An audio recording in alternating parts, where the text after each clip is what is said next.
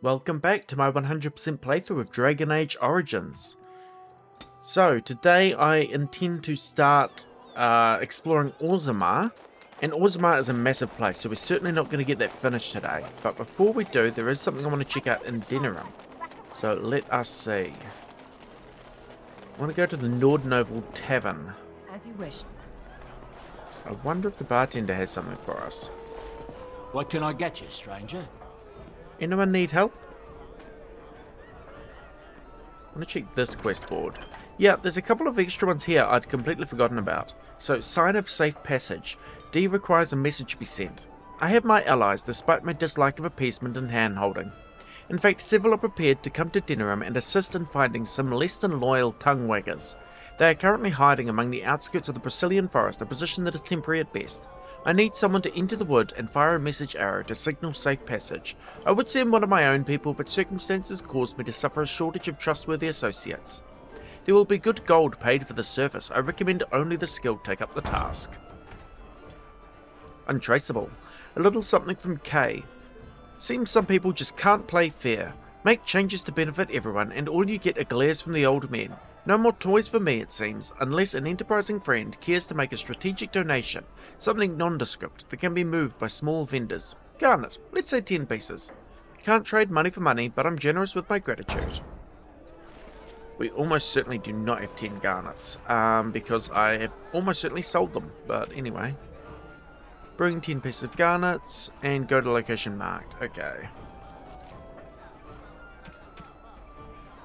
Yep. Figured. I might check Gorham, because I did sell a bunch of stuff to Gorham. He might have some garnets for me. Like I said, completely forgot about this quest, so... Welcome back. Is there some... I was not intending on saving my garnets for any reason.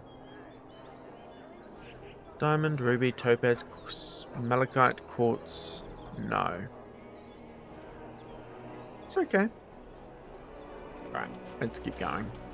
Before leaving Denerim, there is one more thing I want to show off, so here we are with my Dwarf Noble character. Now, if you saw his origin story, he actually knows Gorham from his origin. So let's go talk to Gorham and see if he has anything to say. You won't find better. Dwarven crafts. Fine Dwarven. My lord Hydukin? Is that really you? I knew you survived. I never stopped believing it. And neither did your father. Before I left for the surface, King Endron sent for me. It was almost more than I could endure, seeing him so. As if he were long dead and rotten, and now merely an empty husk collapsing in on itself. He could not even rise from his bed, and the room stank of decay. He asked me to give you the shield of Hydukin, and this letter. Did he say anything else? He barely spoke at all. Every word seemed as if it had traveled the entire length of the deep roads. Find my son. No other deserves this. It was all that he said. His eyes have haunted me since. If it were possible for a man to die of regret, I think King Endron did. But we shouldn't dwell on the past. I can hardly tell you how good it is to see you alive.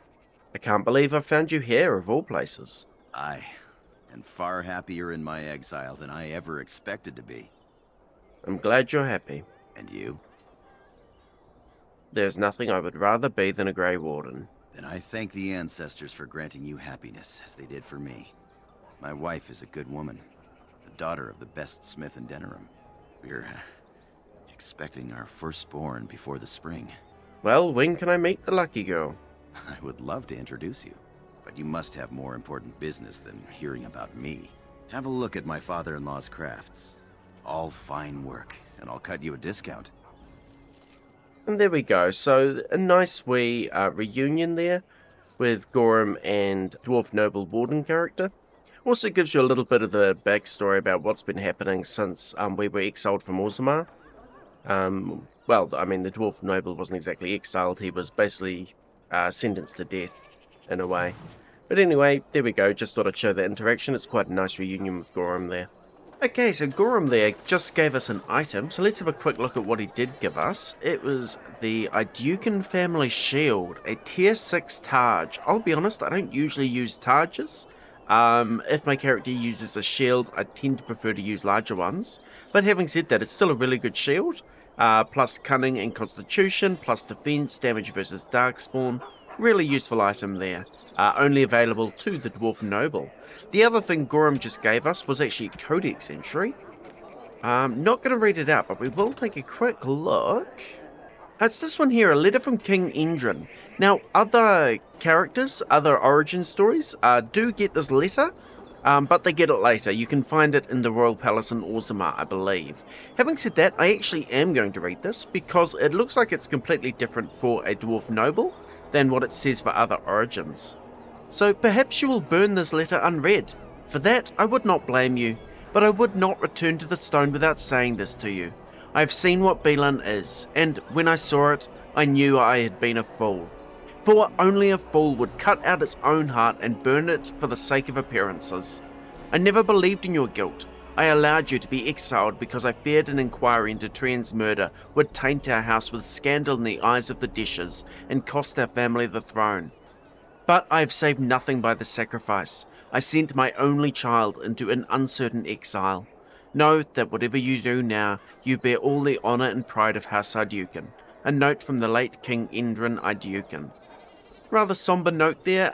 For other origins, it is not written directly to you, but is instead about the Dwarf Noble character that this particular warden is playing. So just an interesting difference between the origins there. Anyway, let's head back to the main playthrough. We are going to make a quick pit stop at the Brazilian Forest, deal with that quest we just got. I promise we will get to Orzammar at some point in this episode, but it doesn't seem like it's going to be immediately, so On it. let us deal with these other wee quests first.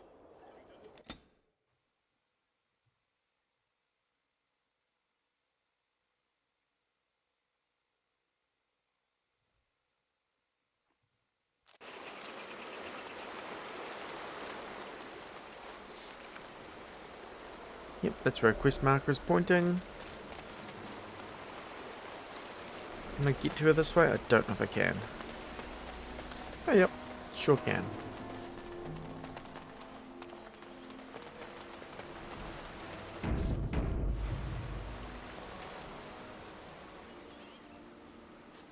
Oh, okay, do nothing? Eek, I didn't think of that. Apparently, I need to use a bow. And this character does not have the dexterity for that. That's annoying, I did not consider that. There we go. Okay, there's a couple of things I can do. The first is go grab Liliana and see if I have a companion with a bow, if they can use it. To be fair, I probably could have just used Zevran. He has enough dexterity to at least use a bow, but never mind. Braska. Indeed. Swap them out. Hopefully they don't need my warden to be using a bow. I can get around it if they do, but I don't think they will.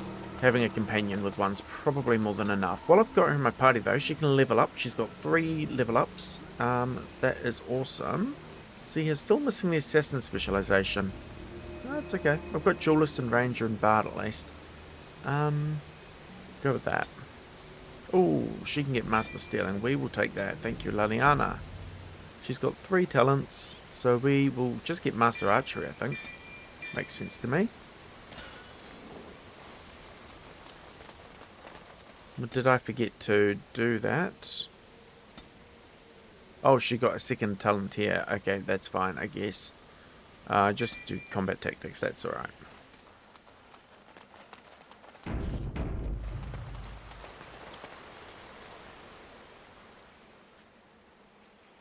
Nope, does seem they want my main character to do this for whatever reason. Yeah, okay. That is interesting. Okay, in that case, I'm going to have to go buy a rather weak bow. Because my character has some dexterity, but not a lot. Which means I can't just, for example, take the bow that Liliana is currently using.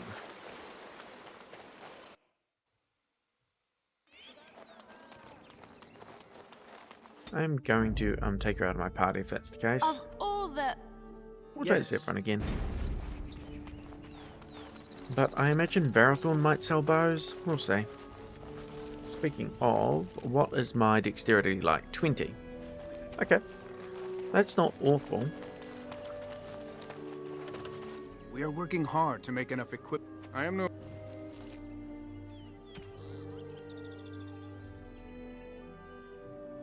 Oh yeah, I can use something like that, I guess. The whitewood bow. Alright, we'll take that. What I also guess I should check while I'm here, do I see have garnets? 9! Okay, that's awesome. I just need one more garnet then. And it would not surprise me if the traders in the party camp, Bowden Fedek, if he has garnet, I've sold to him at some stage. Anyway, I am lost. Where is the forest? You'd think I'd be able to find a forest, but no, apparently not. Slightly annoying that they require you to actually have a bow for this quest though. It's a game, you would think I could just pull one out of thin air and just fire a shot off, but apparently not. Okay, let us equip our bow.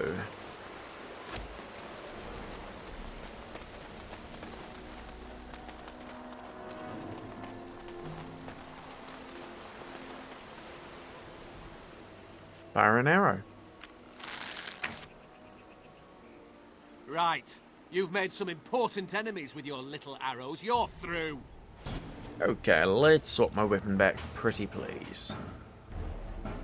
This one here was the one I was actually using, I think, yes.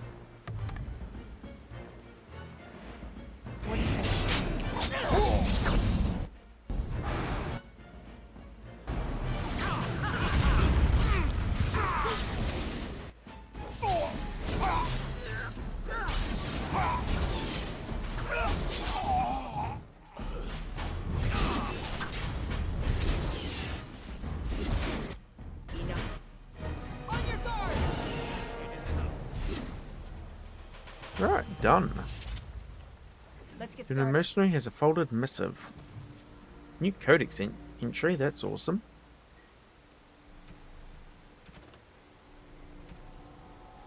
We know they are out there, and they will move when their fellow vermin call them out. Watch for the sign and slaughter the lot. They will know it is coming and probably abandon the poor sap of a messenger, but even in that, a message will have been sent with an authority theirs cannot have, by order of Emma Thorogood. Right, and if we look at the quest, it appears the messenger was now expected to survive the message, but you defeated the ambush, and Dee's associates know it is safe to move. Return to the Nord Noble Tavern for your reward. Okay, awesome.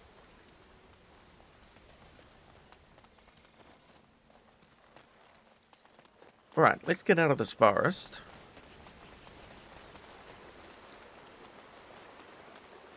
And the first thing I'm going to do is check the party camp in case I can get another garnet there. I just need one more.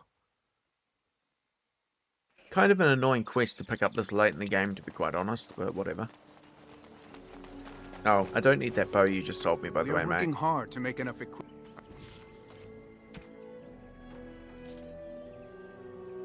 While we're here... Oh, Liliana is the only one that can use that. Huh. Actually might see if it's better than a current bow. Braska. Indeed. Just while I'm thinking about it.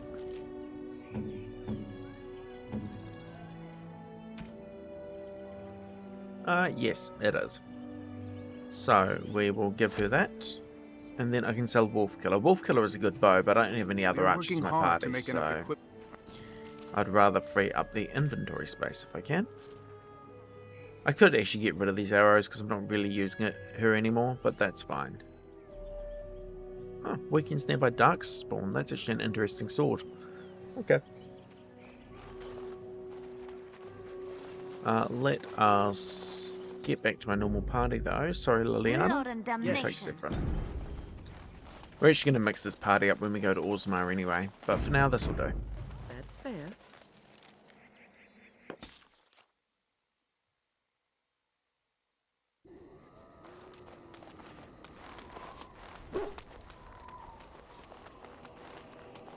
You and your friends are formidable folk, indeed. I'm sure. Okay, please have a garnet. Yes, he has two. I only need one, so we'll buy one. And now we should have 10 gunnets. I'll just check before I leave. Yes, I do. So sweet. Let us return to Denerim and we can turn in both of these quests. Let's get started. Yes. 1, 2, 3.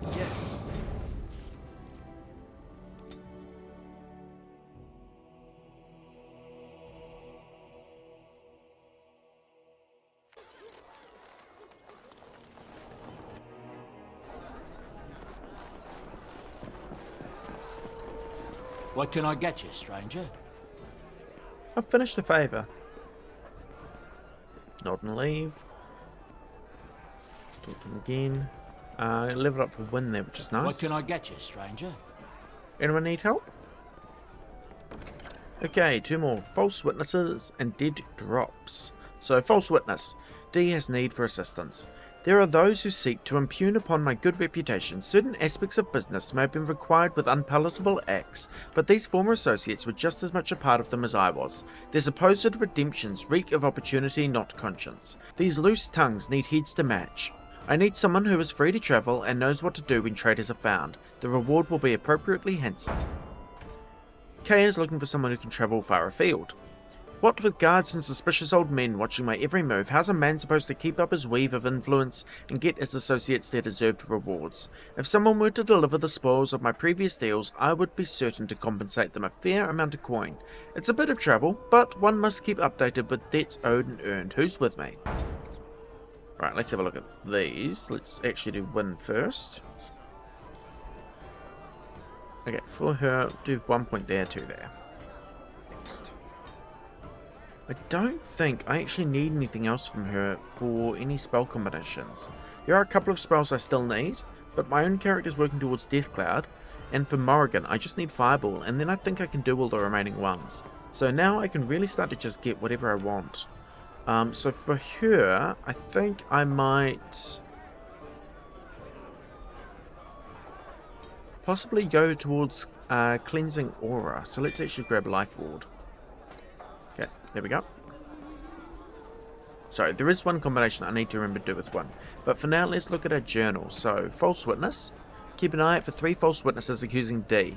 So, Safe House near Lake Callanhead. Cam of Redside. Routinely does installs in Denerim. And Brian in Orzammar. Okay. So, Callanhead, Denerim, and Orzammar. So, we'll do Callanhead and Denerim first. And deliver K's bags of deserted payments with dead drops. 1 in the Denerim Marketplace, 1 in Redcliffe, and 1 outside Orzammar. Oh, and 1 at the Spoiled Princess Inn, which we know is in Lake Callanhead. Okay, cool. So basically we're going to be running around the map just completing these quests for interested parties. There are a couple in Denerim, and I'll be honest, I don't remember where they are. So I will be back when I find something interesting, I guess. Ah, that didn't take long. Here is a dead drop location right in the middle of the marketplace. It's 1 done.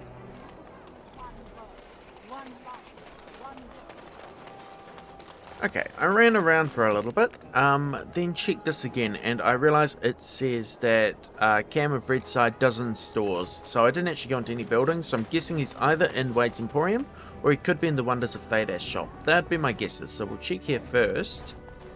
He is not in Wade's Emporium. Okay, let us go to the Wonders of Thedas then. It's kind of the other store, shop, place you can enter in Denerim, despite being a marketplace.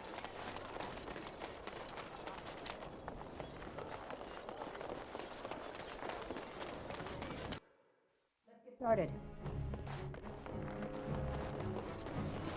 Okay, who is up the top there?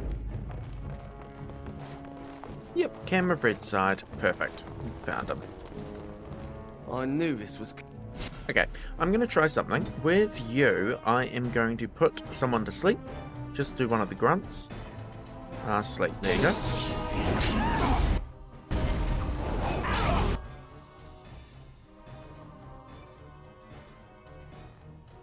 Oh, that's actually an AoE spell. Cast Sleep. Oh, for crying out loud. I'm trying to do something here, people. And then cast Horror. It didn't work because I think Melody froze him. Alright, that's kind of annoying. I'm trying to do something here, people. Can you be nice and not kill everyone for once? Oh well, it was a rather easy fight, as you can see. Okay, we'll do that later, because I didn't do what I wanted. But that's camera red side dealt with. Right.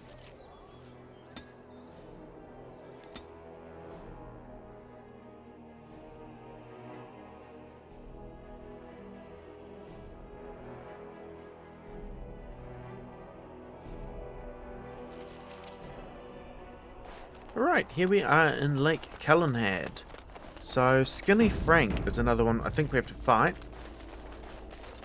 They're from the guild. I know that's the one they hired. Stop them!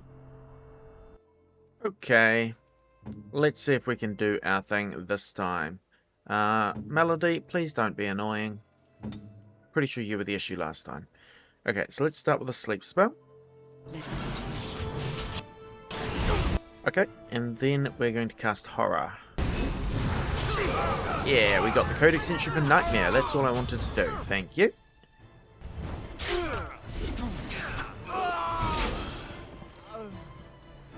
Alright, let's start by checking out that Codex entry. It is a spell combination. Nightmare. Creatures that are asleep are particularly suggestible and thus ill-equipped to resist the spine-chilling effect of a horror spell. The vivid nightmares that result inflict massive spirit damage, the shock killing many lesser creatures outright. Those unlucky enough to survive are certain to emerge from the ordeal in a state of fear. Yeah, so that's all you have to do is cast Sleep on someone. Sleep spell here. And then you need to cast Horror on the sleeping target. Does a lot of damage and kills a lot of things outright. This should Pretty be easy simple.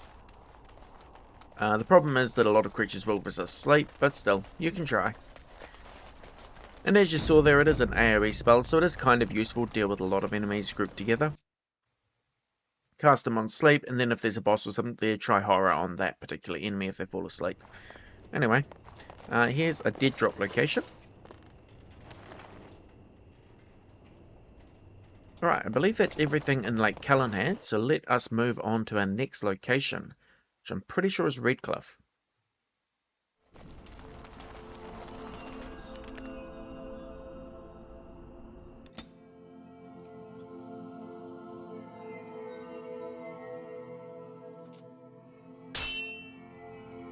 Right, we got an encounter along the way to Redcliffe, so let us see what this is. It's just old Tegrin again.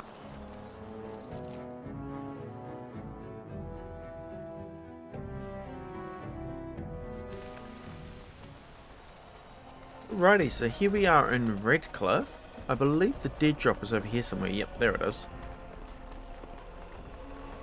Okay, this is the only one we've got in Redcliffe. There's not anyone to fight, I don't think.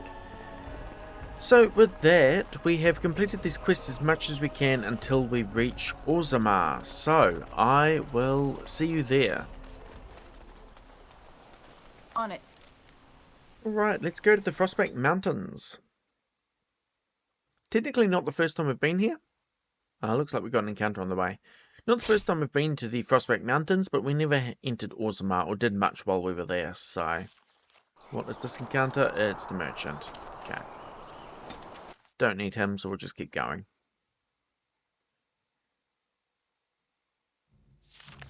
Alright, here we are in the Frostback Mountains, outside the city of Orzammar, the Dwarven city of Orzammar.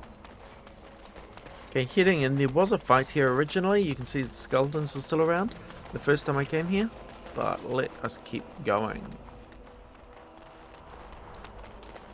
In this outside area, Farron's probably the most interesting one to talk to. I'd like to see your wares. Certainly. Alright, he's got some recipes and plans. But he also has the remarkable topaz and the portrait of a goose girl. So the portrait is for Sten, and the remarkable topaz is for Shale. So Shale's not in our party, but we can give Sten his portrait. Unexpected. There we go. And that got moderate strength. Nice. Okay. You heard about the revolt. There's also a dead drop location over here. You have not asked me about my conscience for some time, my darling Wynne. Let's That get is started. correct. Okay, that one exploded. I guess that was part of the plan. Alright, let's go talk to Brian. It's about the guild. I swear, I didn't tell them anything. I just took the sovereigns. Yep. Brian doesn't exactly seem prepared. He doesn't have a weapon or backup, so he should be relatively easy to take out. There we go.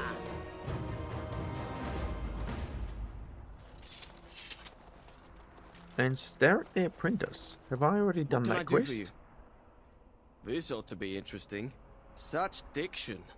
This man is a true scholar and rhetorician. I am honored to be fired by one such as he.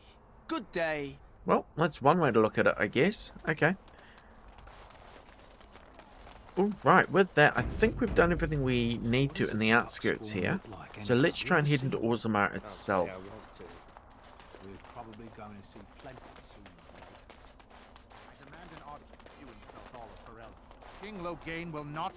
Vieta, this land is held in trust for the sovereign dwarven kings. I cannot allow entry at this time. King Loghain demands the allegiance of the Desher, or lords, or whatever you call them in your assembly. I am his appointed messenger. I don't care if you're the king's wiper. Orzammar will have none but its own until our throne is settled. I have urgent need to talk to your king. Who doesn't? If I don't get in, no one should. Orzammar has no king.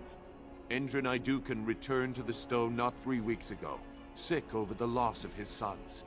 The Assembly has gone through a dozen votes without agreeing on a successor. If it is not settled soon, we risk a civil war. I'm a Grey Warden.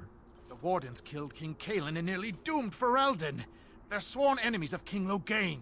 Well, that is the royal seal. That means only the Assembly is authorized to address it.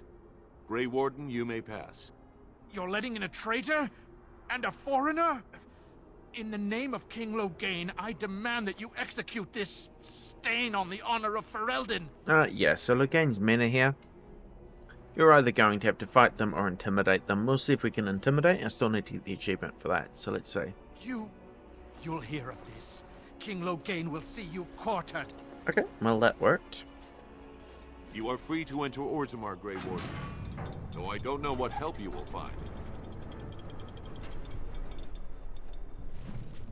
Right, there are a lot of codex entries to get in Orzammar, so I'm probably not going to even finish exploring this city in this episode, but we'll see how far we get. Start with what we just got there. King Endrin Idukan. Denial of the traditions of our people does not qualify as a political technicality.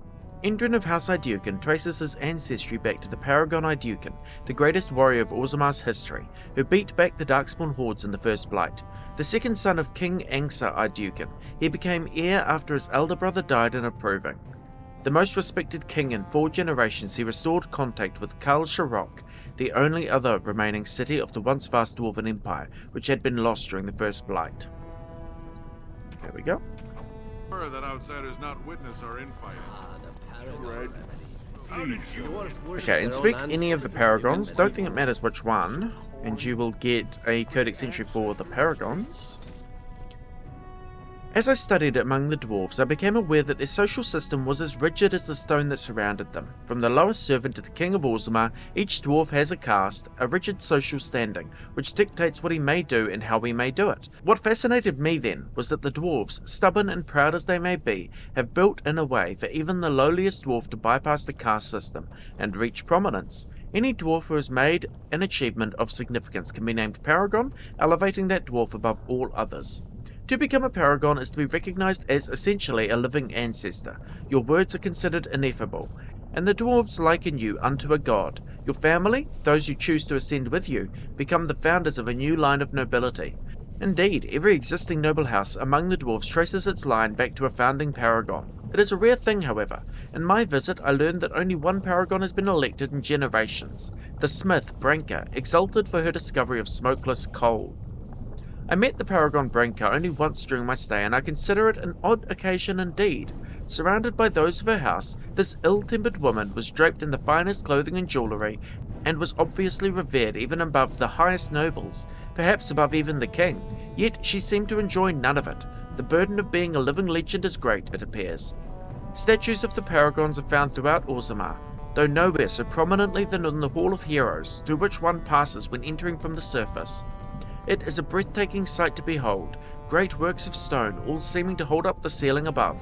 It is meant to impress upon visitors to Orzammar of all who have gone before, I think. It is also meant to remind dwarves going to the surface and thus abandoning their brethren forever of all they are leaving behind. From Stone Halls of the Dwarves by Brother Genetivi, Chantry Scholar. These are not your ancestors. You taint the memory of our paragons with your presence. Get back to Dusttown. Now that's a thing of beauty, daughter. If you work hard like Blanca, all Orzammar will know your name. Mother, I don't want to be like her. Don't say that. I don't think these are giving me extra codexes. I'm just kind of doing it to remove the highlighting when I hit the toggle key. Okay.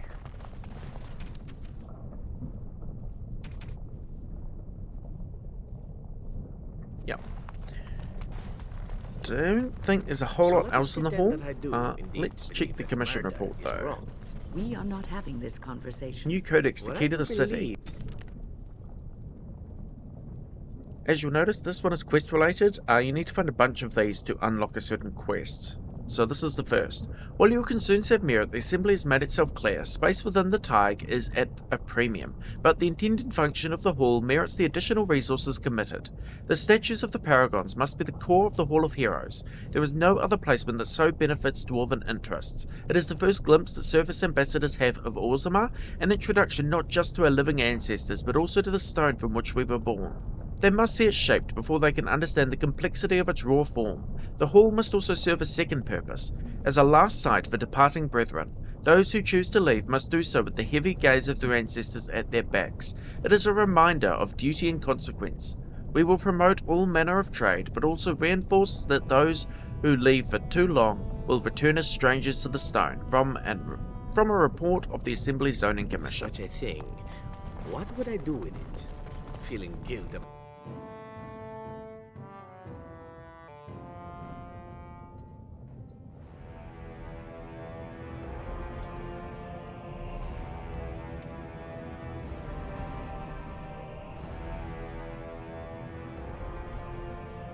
It is the Assembly who makes a king, and a king who nominates his successor. None of it is carried in the blood. Or, as now, when someone tries using the Assembly to pull a coup. Who's to say what my father said in his final hours, when the usurper Harrowmont was the only one by his side? I'll have you thrown in prison. You've bitten off more than you can chew. Handlers, separate these dashers in the Diamond Quarter. I will not have Balin incite a riot. Do not speak that way about the man who should be king!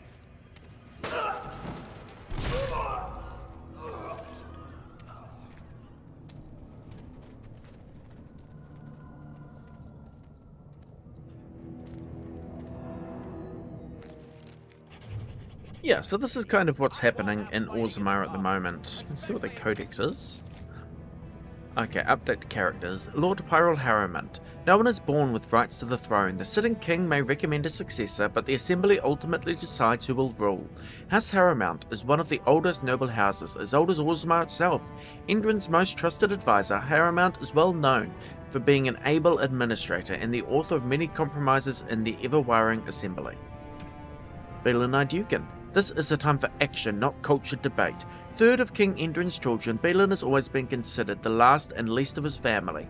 Not the heir, nor the favourite, and not the accomplished as either sibling. Balin's most notable trait was with his ability to stay out of trouble.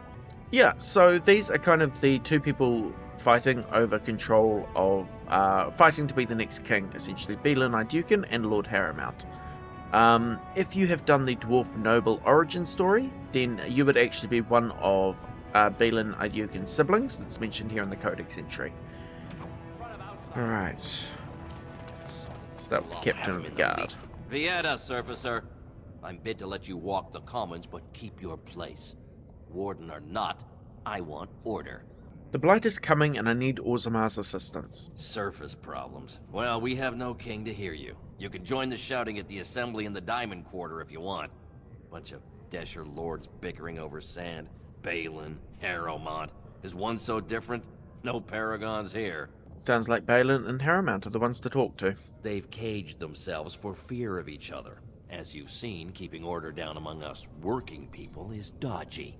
No place for a proper lord. Balin speaks through his second, Vartag Gavorn, in the Assembly. Lord Harrowmont speaks through Dulin Ferender from his estate.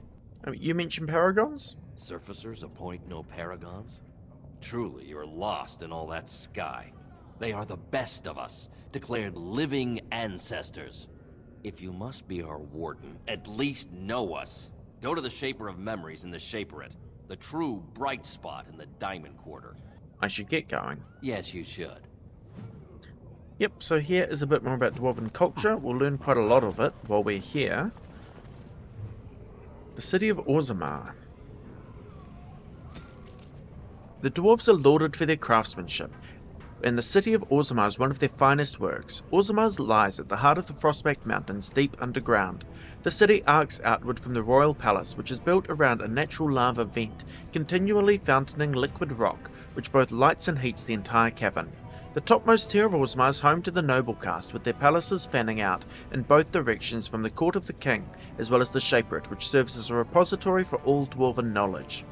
The lower tier is the commons, where the merchant caste holds sway, and where the finest works of Orzammar's craftsmen are for sale. In the centre of the river of lava, connected to the commons by a causeway, are the proving grounds, a sacred arena where the dwarves by ancient tradition settle their disputes.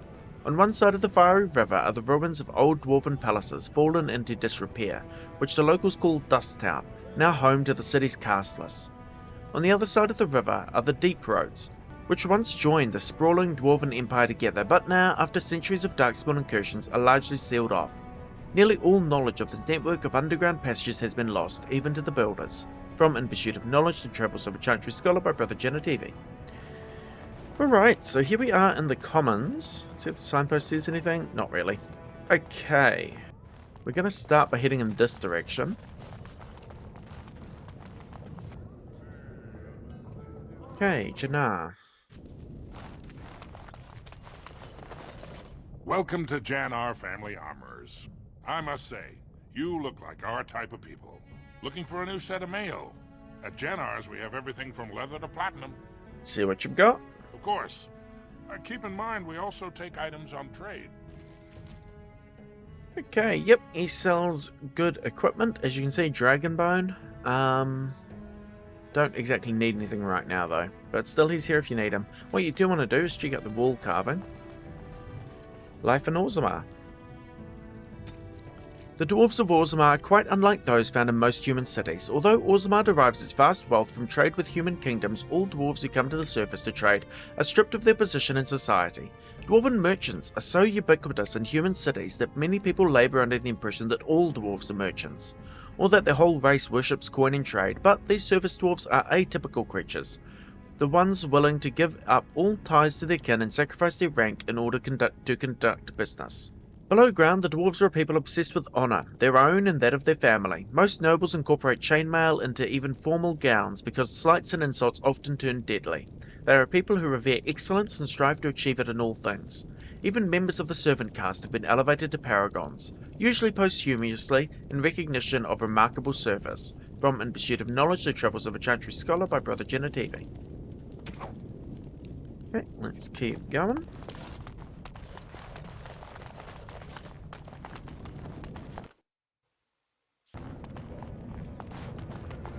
Builder. I'm sorry. Did you have an offering for the ancestors? Although, I can't imagine your ancestors reside in the stone. Who are you? My name is Vilda, widow of Turok of the Smith caste. I pray here every day for my son, Ruck. I only wish I knew whether I should be asking for his safe return or for the ancestors to accept his soul. What happened to him? It was 5 years ago. He was only a youngster.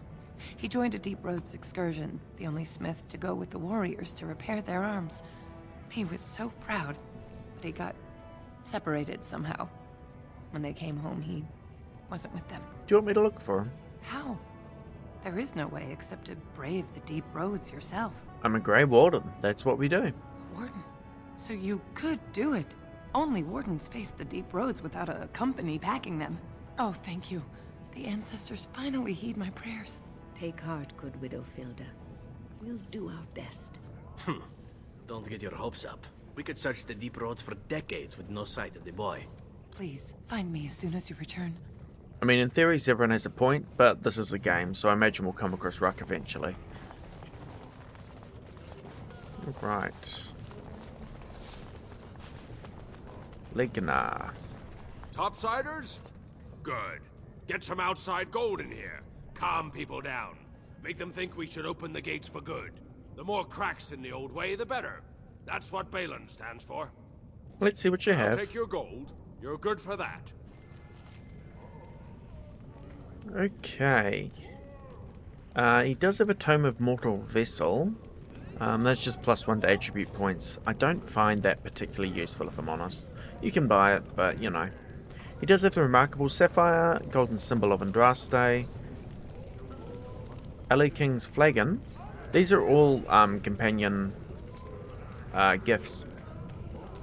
And there is something else I believe he has. I'm just seeing if I can see it. Okay, couldn't see what I was looking for. I think he might be one of the ones who gets an updated shop once you've completed so many main quests. So we'll have to come back to him, because he should stock an item that... Oh no, there it is, Shadow of the Empire.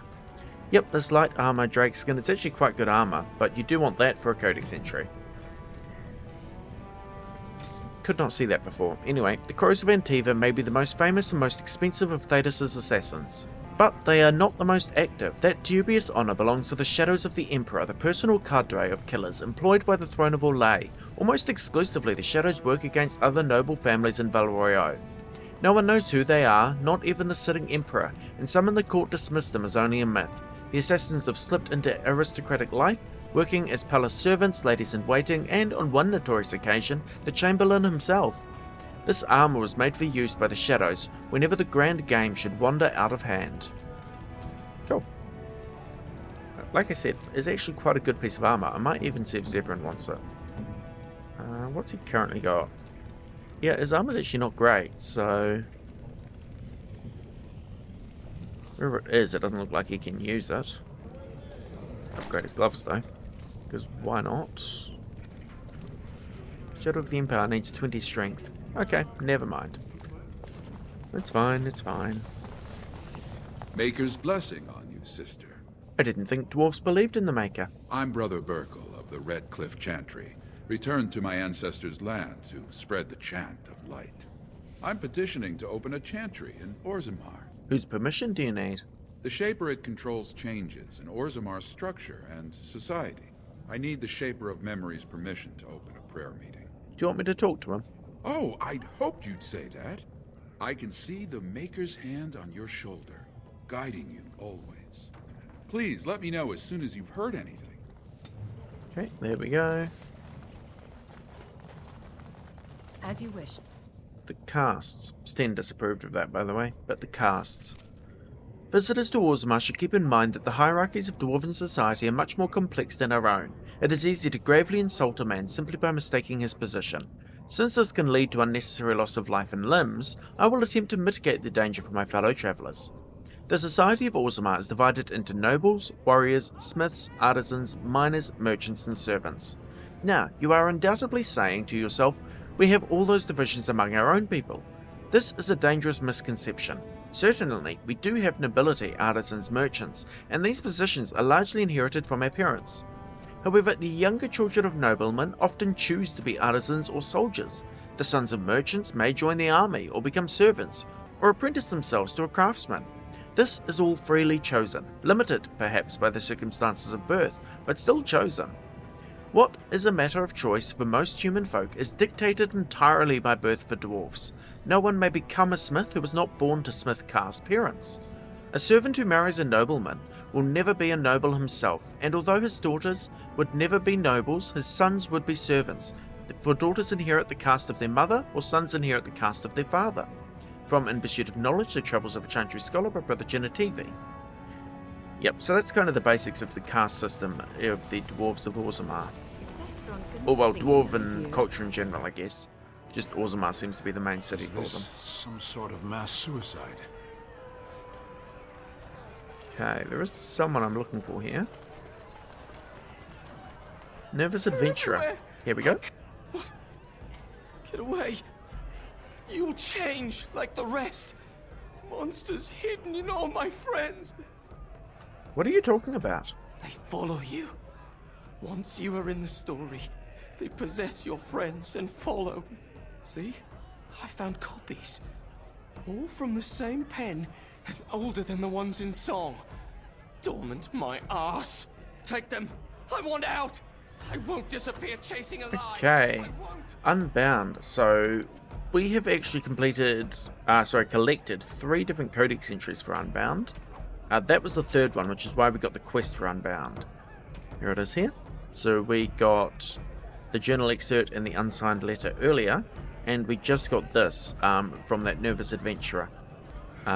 Excerpt: and when his kingdom fell, so disappeared the stolen riches of an age, the beast, the unbound, dormant until one true spirit claims his throne, so must hunt the hero of his people. The principled would search for ancient evil. This is how they can make a real difference. Scribbled in the corner in a shaky hand. 3 pages, 3 ages, same story updated. Same as the tavern song, but older. Signature torn on purpose, but compare and get Vil Madden. All from him. How? Okay, so we got a quest for that. Let's see what the quest actually says. I can't remember. It's under Denerim. Something is working behind the scenes in Ferelden. The notes you have acquired from dead or terrified adventurers point to an ancient evil, or at least an ancient man telling stories of ancient evil. You have cause to speak with Vil Madden, who lives somewhere in Denerim. Yep, so that's in Denerim. We'll have to deal with it later, but we do get the quest here. Okay, what else do we want to do in here? I don't understand why the provings aren't open to everyone. I mean, Lord it's how the Helmy. ancestors... Lord Dennick Helmy, honored Desher of the Orzammar Assembly, and terrible disappointment to my esteemed mother, who doesn't like me spending time in taverns. You understand what I'm saying, right? On the surface, there are no castes, and it works fine. Am I right, Warden? A controversial opinion for a dwarf in the assembly. Very good. I guess someone already told you I was good for nothing, drinking my life away at Tapster's. Or did they leave off with greatest shame to ever fall upon the assembly? I've always liked that one. You know, most smiths and tavern keeps would make decent deshers if we gave them a chance and a seat in the assembly. Orzammar are so mired in tradition, no one bothers asking if the castes are even necessary. So, you get to vote on the next king? Me and 79 other fine, upstanding examples of how someone who's born into every privilege inevitably wants more. They're not fond of my views on equality. Who are you voting for? I doubt either candidate has been outside the Diamond Quarter in his life. But Lord Harrowmont seems a bit more forgiving. Prince Balin's brilliant, I'll give him that, and subtle as sin. But I don't think anything in Orzammar matters more to him than winning. How does the caste system work anyway? Badly. Oh, you're serious? Well, it's simple, I guess. The king and elected deshers of the assembly are at the top. Then it's the nobles. Then the warriors and all the craftsmen. At the bottom are servants. The casteless and criminals are below even that. Your caste is determined by that of your same-sex parent. And that's where you stay your whole life, whatever your skill. Okay, there's another explanation of castes for you. There's one more person I want to talk to in here, I think. Nevin. He's over here. Afternoon, stranger. You looking for a stool to share a brew? Who are you? Name's Naveen. I fight with Prince Balin's expeditionary field unit. Yourself? I'm Melody, a Grey Warden. Figured as much. Good folks, wardens. I was in the deep roads when that one came by. What was his name? Dukan, Dunka, something like that. You knew Duncan? I met him, sure. Good man. Solid. He knows what we go through in the deep roads. Not many do. Not even the ones who live this close. You have to be on the front lines. Thanks for the drink, but I should go. Watch yourself. Orzammar politics are getting near as dangerous as battle. Yeah, I mean, talking to these people doesn't really give you anything, but still a bit of interesting lore that is easy to miss. Atrust Vala, stranger. You must be the Grey Warden we heard about. Welcome to Tapster's. I'm Cora, your hostess. How may I serve you? Just looking around. Certainly, Warden. Okay. I just noticed she was named, so I wondered if she was anyone special. Okay, let us keep going. Don't think there's anything else on Tapsters, so let's head out.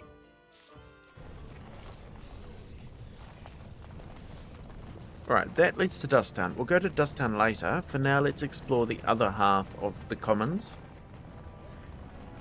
That leads to the Proving Grounds. We'll go there later. There is a document here, though. I beg your pardon. I didn't This mean should to be easy stare. enough. I've That was another entry for the Key of the never City. seen a Kunari before. Figures imports currently closed, so we can't go in there. Nug Wrangler. I knew I should have stuck to common nugs. I've gone and lost them too. I'll never find them the way they skitter. No way I'm going back to that supplier in Dusttown. Guess I'm shutting it down. If I send any nugs, I'll send them your way. Good on you, stranger. Only need one to turn this around.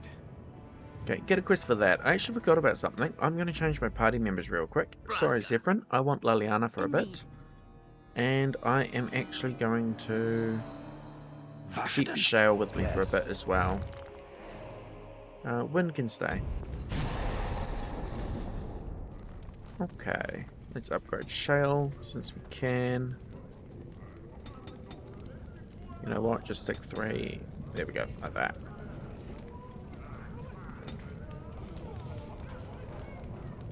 Gets 2 skills, so we will give him Renewed Assault and Supernatural Resilience, I think. Yeah, that'll do. Alrighty. Excuse me, do you have a moment? Ha, Dagna. You look like you're not from around here. Can I help you? I've been trying forever to find someone who really knows the surface world. I don't suppose you've heard of something called the Circle? Dagna, I'll be honest, is probably one of my favourite, like, F-rank characters. Not important at all, but she's just so upbeat, it's hard not to love her. And she does appear in a later game as well, so let us talk to her. The Circle of Magi, of course I've heard of the Circle. I've been trying to reach someone there for years. I've sent missives with every caravan, but I never get a reply. I want to know if they would accept me for study. Do you want me to ask them? That would be wonderful.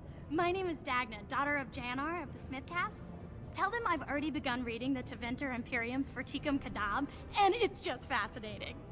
Did you know the Imperial Magister Lords once had genealogies of every human family known to produce a mage child? She's so enthusiastic and adorable. I'm glad we're helping her. Oh, I'll go pack my bags right now. I'll be waiting by my father's shop. Yep, so Dagna... Oh, also got approval from Wynn there. Dagna wants to study magic, even though dwarves cannot be mages. So we'll go ask the Circle if they will let her study with them. We'll do that later, though. For now, let us talk to Garen over here. He's another merchant, I believe. Greetings, and welcome to Garen Garrison's Luxury Goods Shop. Wow, there are a lot of you. And I've never seen one of those before. The things they come up with. What was I saying? I wonder if that was a comment on Shale, because he's in my party. Have a look at my shop, I hope. Right. Yeah, I have some lovely things here. Lyrium enhanced, of course. Alrighty, he's got a Tome of Physical Technique, which is for a warrior or rogue to give them +1 skill. Aside from that, he does also have some items for companions. We'll grab those, may as well.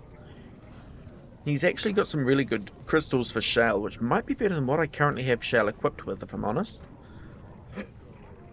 As well as Life Giver, which is a really good ring. Oh, I thought I bought that one. Unless he has more than one, I guess.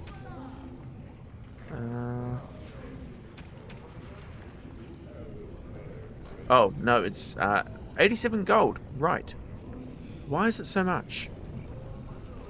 Well, either way, I am not buying that then. That's for sure. I kind of got used to just not looking at the price. Anyway, I do want to... Plus do all attributes. I think I'll grab the small florist spirit crystal, and we will grab the large flawless ice fire crystal for Shale, and we will check what Shale's got. There is a slight bug there. Yeah, you've got to do that. Okay, let us check his armor. Give him that. Yeah, so he had the flawed crystal, now he's got the flawless crystal, so that's even better. And for a weapon, we will give him this.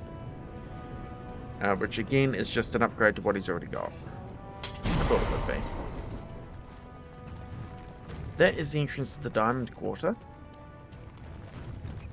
There is a nug. Grab that. Also got the codex for it, I believe. Creatures. Nug. Hip, deep, and mad nugs. Our screams deafen the keen ears. We will be nug poop.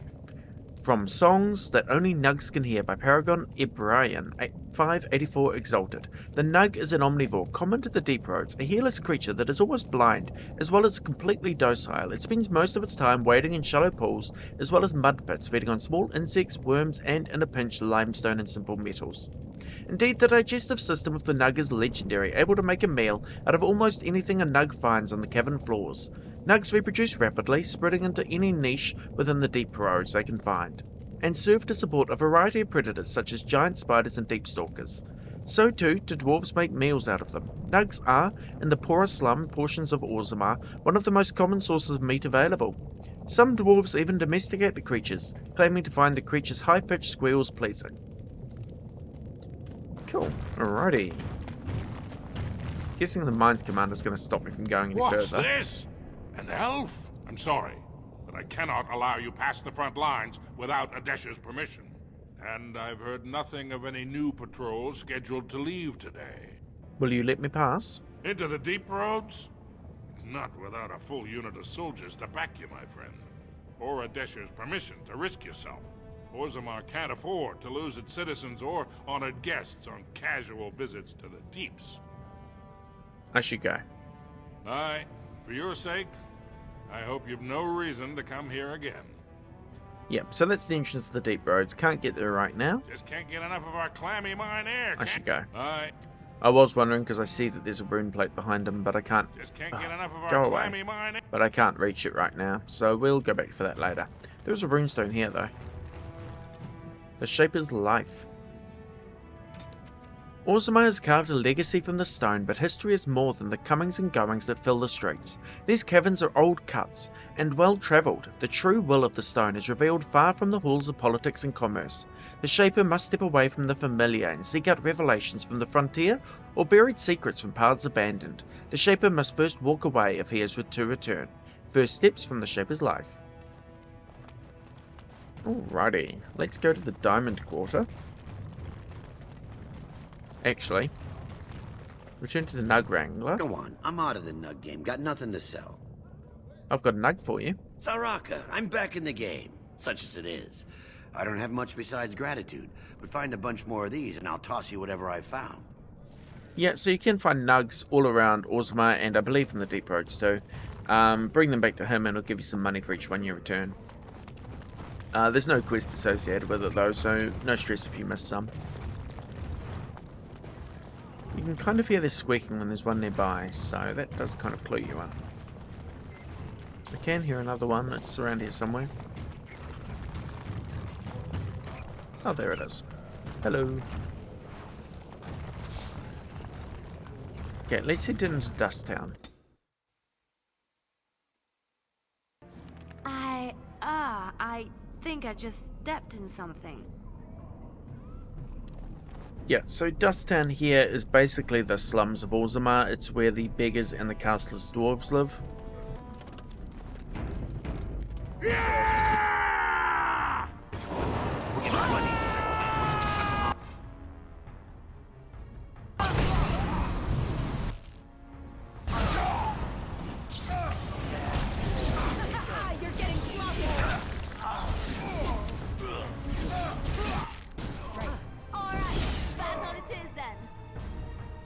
Right, nice and easy.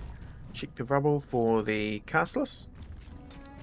The caste system in Orzammar includes many groups of privilege, the nobility and the warriors above all others, but to a lesser degree the merchants and the smiths and the miners.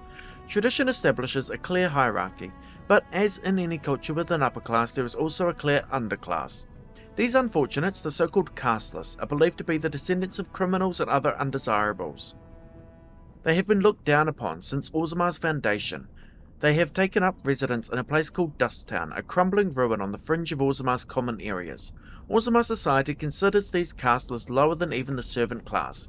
Indeed, the casteless are not allowed to become servants, as it is too honourable a position. They are seen as little better than animals, their faces branded at birth to mark them as the bastard children of the kingdom. Their home district, little more than a slum, is a haven for crime, organised and otherwise. Orzammar's guards seemingly cannot be bothered to patrol its streets. The best that most casteless dwarves can hope for is a life at the whim of a local crime lord, ended abruptly by violence or an overabundance of toxic lichen ale. Even so, there is some hope for the casteless, a dangling rope that offers a way up into greater Orzammar society. Since a dwarf's caste is determined by the parent of the same sex, the male child of a nobleman is part of that noble's house and caste. Strangely, it is acceptable for casteless women to train in the arts of courtly romance to woo nobles and warriors. They are known as noble hunters. Any male born from such a union is considered a joyous event, considering the low rate of dwarven fertility. The mother and entire family are then taken in by the father's house, although they retain their caste. The dwarves we know on the surface are also considered casteless once they leave Orzammar, although this is only relevant to those who return, if they are allowed to return at all. Dwarves who leave for the surface, the sun-touched, as they are often called behind their backs, lose their connection to the stone in the favour of their ancestors, and thus are worthy of little more than pity, for upon dying they are said to be lost to the stone forever. Put that way, it seems a sad existence indeed. From Stone Halls of the Dwarves by Brother Genetivi, Chantry Scholar. Yeah, so that is the one way a casteless dwarf can become not casteless, is if a casteless woman gives birth to a nobleman's son. Then the son is considered of the noble caste or warrior caste. But of course that is definitely a shot in the dark. Who are you? You don't look like any guardsman I ever saw, and that's not much of a uniform. I'm Melody, a Grey Warden. Oh, you looking for a chance to bring in some coin? Could be I have that opportunity. Especially for someone with a few connections above ground. I'd have to hear what you're asking. Human kings, you know, they make these ridiculous laws.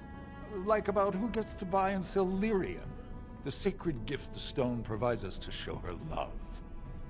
No law should regulate that. The laws are meant to keep mages away from the stuff, so there's always buyers in the Circle Tower. I got one man named Godwin. He's expecting a delivery of a stone's weight. You want an investment opportunity? I could see fit to, say, sell you that lyrium instead, at the reasonable price of 50 sovereigns. You can keep it, or, since you can travel freely from here, sell it to Godwin, who you know is buying.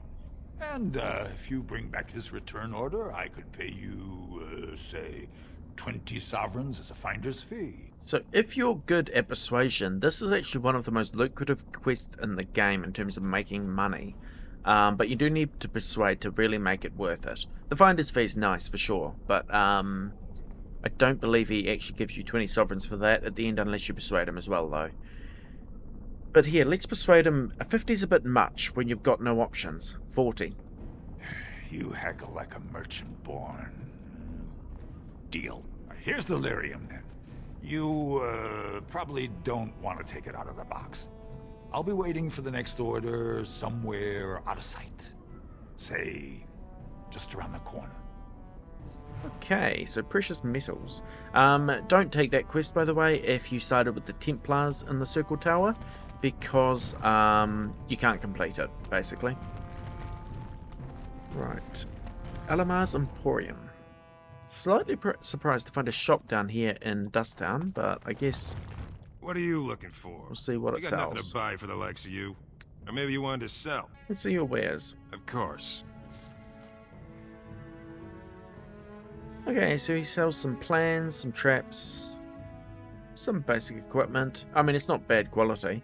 Remarkable Amethyst is a gift for Shale. And if you use the dog, there's a caddis there as well. Senior Enchanter Robes is interesting. Okay. Sweet. Actually, speaking of Shale, since he's in my party...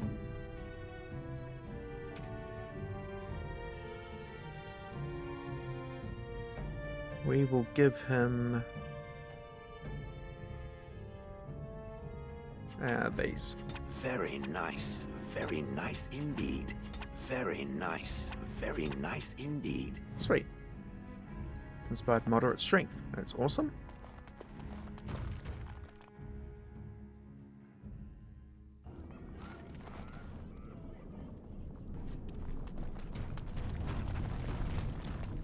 As you wish.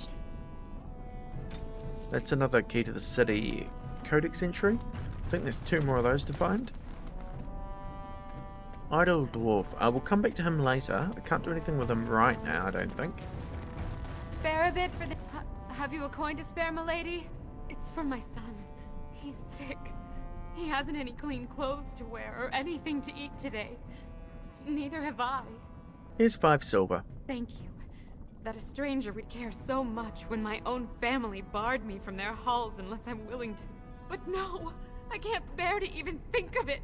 What does your family want you to do? My son's father is casteless, as is he. I used to be a minor, but my parents stripped my caste and refused to accept me back. Unless I agree to abandon the child in the deep roads and pretend I never bore him. Maybe I could reason with your family. You would do that? But why? I don't like to see a child suffer. Then I cannot offer enough gratitude. But I warn you, my father is a stiff-necked man. His name is Ordell, and he's usually at Tapster's in the evening. I do not think he will listen to you. But I will wait anxiously to see if you can do what you promise. There are a couple of ways to deal with this quest, but for now we'll just move on. Well, look at that. It's not often old Nadezda sees a fine-dressed stranger here in Dusttown. Help a poor cripple. Here's 5 silvers. You're as kind as you are beautiful. I owe you when I get back on my feet. If my feet still worked. It takes a stranger to notice how bad things are, huh? No dwarf would lift a sodding finger. Excuse my language. What takes you out of the diamond quarters, stranger? You got a vice you're looking for old Nadezda to fill? I was just leaving. I'll just stay out of your way then. Okay. Let's see. Suspicious door. Can't do anything with that right now. Slum's house. This should be easy enough. I actually believe this is your starting house if your origin is a dwarven commoner. Anyway, we'll see if there's anything in here. I shall. What shall I do? Let's get started. Allow me. I could do that for you.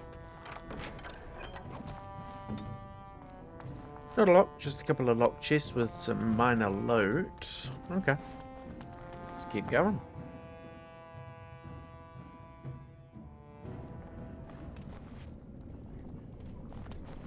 Okay, and I think that is everything down here for now.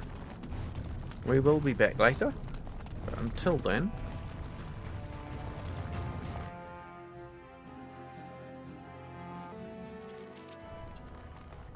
Alright, here we are in the Diamond Quarter. News of the hour. Lord Balin promises radical changes that will offend the ancient paragons. So this is Harrowmant's estate. So we'll head in here. This episode I'm not planning to side with either of them. We'll do that next episode. I'm just kind of exploring. So I'm going to ignore the very obvious arrow above Dulin, who is Harrowmant's representative. Can't go through there right now.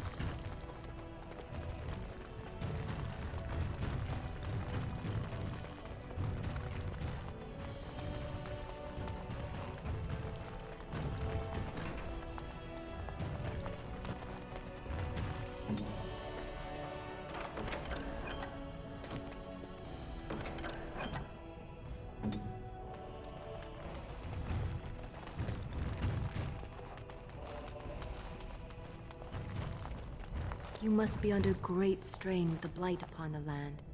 I will pray to the stone for you. Okay, here's a scroll. A letter from King Endrin. My Lord Harrowmount, my guilt weighs heavily on me, and I know now that I was a fool. Only a fool would cut out his own heart and burn it for the sake of appearances. I allowed the Assembly to send my child to exile and death because I feared an inquiry into Trian's murder would taint our house with scandal.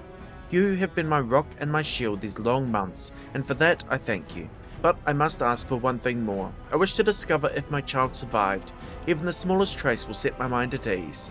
Send your men, your scouts, anyone who will go. Balin thinks I am mad. He says that if word spreads of my wish, our house will be undone. He doesn't know that Ideukin is already lost. I destroyed us when I sacrificed what was most precious. Please, Peril, help me. I come to you not as a king, but as a father.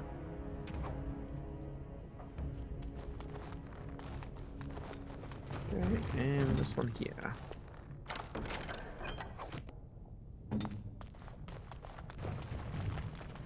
Right, that seems to be the only thing to find in the palace at the moment, since I can't get into the study.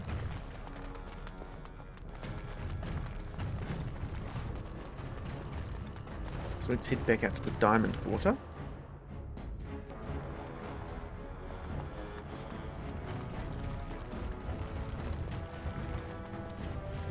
Lady Dace is involved in the quest later on. We'll get to her eventually. Well, for some people she is. On it. House Ideukin, Shield of Orzammar. The Assembly has never named a paragon with so little disagreement as there was for Paragon Ideukin. No naysayers, only a single abstention.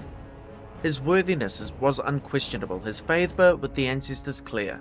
But family rumour says that the man himself was deeply troubled, prone to fits of melancholy and self-doubt. Never satisfied with his great achievement in protecting Orzammar, he died cursing that he had not managed to save the outlying Tigers. Before he rose to Paragon, he was of little note. The memories tell us that he never entered a single proving, never sought to elevate his place among the warrior caste. He spent most of his years prior to the First Blight fighting skirmishes in the deep roads, keeping them free from service bandits, content to live quietly with his wife and daughters. When the Blight began, it caught Orzammar in the midst of a vicious inter-house war. Most of the warrior caste was caught up in the feuding, for as word of attacks poured in, each great house demanded that the army be sent to defend their Tig, and no house would agree to sacrifice their own holdings for the safety of any others. The Assembly was so utterly tied up with infighting that the Darkspawn spread, unchecked, to the gates of Orzammar herself. In the chaos, Ideukin grudgingly took command of the armies. He enlisted the aid of the mining caste to collapse overrun passages, calling upon the smiths caste to supply them with arms, and bypass the Assembly and the nobles entirely. With his leadership, Orzammar was saved from annihilation. For his insubordination, he was made Paragon. Yet he always considered it a defeat. From A History of Ideukin, Paragon, King, Peacemaker by scholar Gertic. Raise your voice in favor of Lord Balin. He will bring us change. Big houses they have. Okay, this is the Royal Palace. So this is where Balin lives, if you want to support him.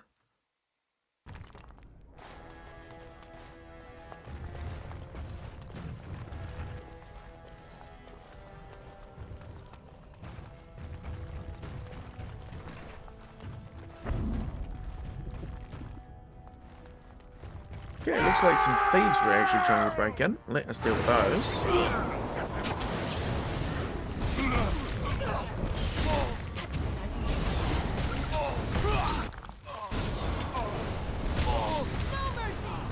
I guess they just picked the exact wrong time to do it. But anyway.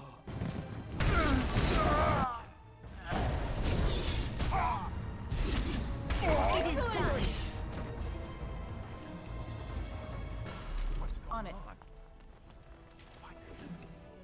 Ancestors. Good on you, Warden. Caught them in the act. I guess desperate times drive people. As you wish.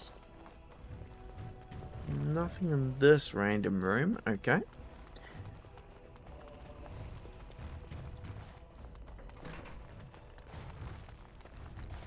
Let's get started. There's a chest here. Oh, it's got one of those love letters. So that codex got updated. It's all well and good. Ah, alright. There is a glass phylactery here. Now, we have been playing this game for long enough, you should know what that means. And that means we have a tough fight here. So let's do this.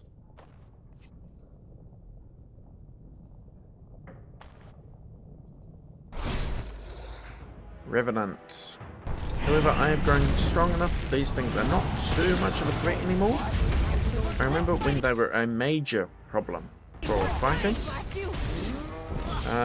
These days, I don't even really lose a character to fighting them. It's kind of a sign of how strong we've gotten.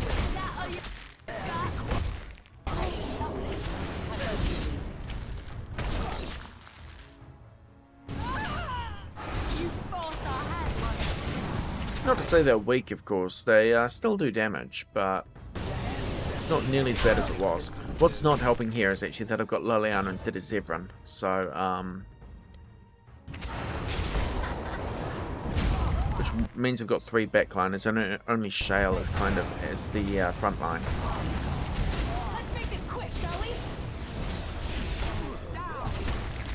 But still, as you can see, doing fine. No one was really in danger of dying there, except for me briefly, I guess. But I healed myself well enough. Revenant down. Perfect. I think this might have even been the last one, actually. Scrap of paper, let's take that. Codex updated. All good.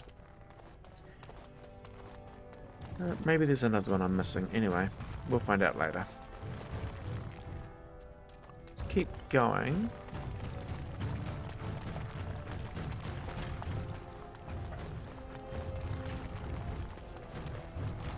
Here's the throne of Orzammar. Speak that.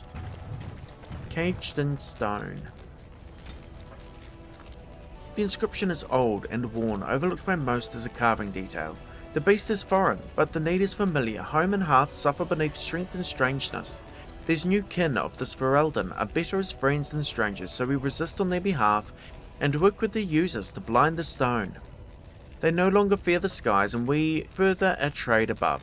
Lured from above, cornered and corralled, 3 standing in position, a 4th signals the throne. Stasis for the beast, so long as a king holds the throne, so long as a king wills it held.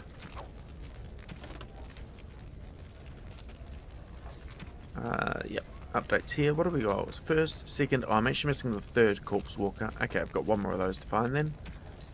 And there's correspondence interruptus. How many of these do we have? Looks like I've got 10 if I count correctly, which means there's 2 more of those to find as well. Okay. That is all well and good.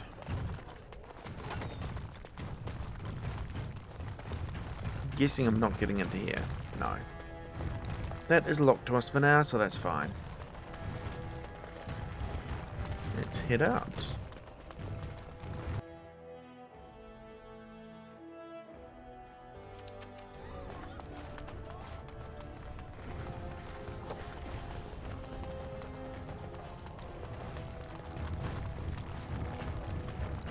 This here is the Chamber of the Assembly. I guess we'll head in there. That Vartag is Balin's man, if you want to support Balin. The Assembly is in session. Enter quietly. Your mind has gone to dust if you think we would pass such a writ. Half our houses would go broke without the surface trade. The proposal is only effective until we have a king to ensure we are respected by the surfacers. Leaving you conveniently positioned to take over all contracts. I'll see your head on a pike first. Desher's lords and ladies of the Assembly, I've already doubled the guard to prevent violence. Must I summon more?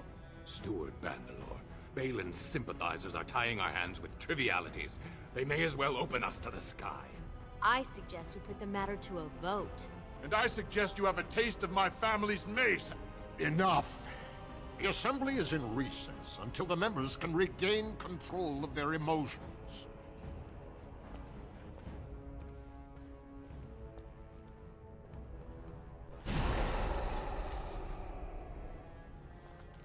Stone-forsaken fools and dusters. I'm sorry. This is the Assembly of the Clans. Only Deshers and occasional guests of state are allowed in. You don't recognize the Grey Warden? Forgive me. I am so exhausted. I completely forgot about the message from the Gate Guard. Welcome to Orzammar, Warden. I hope you can forgive our unrest. The loss of our king has hit us hard. Respect for your role is great, but you won't receive a proper hearing until we have a king on the throne. Is there any way to break this stalemate? I must admit, Warden, I am at a loss myself. It lies with Prince Balin or Lord Harrowmont, and they are slow to trust anyone in these uncertain times. I only wish there was more I could do for you. Okay. So that's basically the problem of the Assembly at the moment. And this is why you need to essentially select the next king, whether it's going to be Balin or Harrowmont, because the dwarves are not going to get there on their own.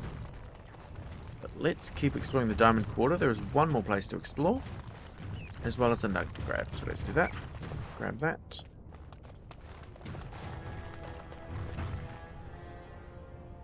I have heard much about the halls of the Dwarven Kings, but the stories do it no justice.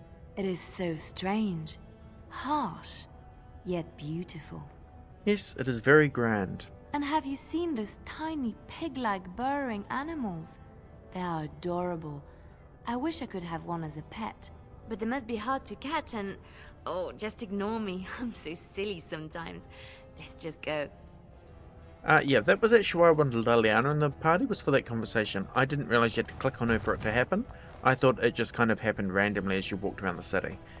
But anyway, apparently she wants a pet nug, so we'll deal with that in a minute. Thief! Who would dare take from the memory? Orden, I'm outraged. A thief in the Shapered. What have we been reduced to? Did you get a good look at them? I did. He was bald, with the most garish brand across his head. Almost like he took pride in being castless. Imagine. He's probably in the slums somewhere. As if he'd find a buyer for a stolen tome in Dust Town. They couldn't know the value. Okay.